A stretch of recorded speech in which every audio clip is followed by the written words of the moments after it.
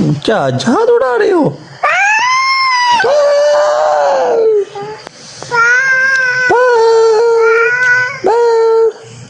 जहाज उड़ा रही हो?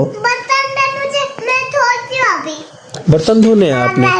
आपकी चाय ने आपने जो बना के दिया ना मुझे बहुत अच्छी थी बेटा, वो पता है आपको? माशाल्लाह। अभी बर्तन धो के फिर रखने, ठीक है? फिर खाना भी बनाए, ठीक है? पापा। बर्तन धो लिया आपने? हाँ। हाँ क्या होता है? हाँ जी पापा। चलो अभी नमाज का टाइम हो गया, मैं नमाज पढ़ने जा रहा हूँ। आप जो है वो खाना बना लो जब तक, ठीक है? ये घर पर है नमाज? नहीं, नमाज मस्जिद में पढ़ते रहते हैं। और आप जो ना खाना बना लो, ठीक है? मोहम्मद को भी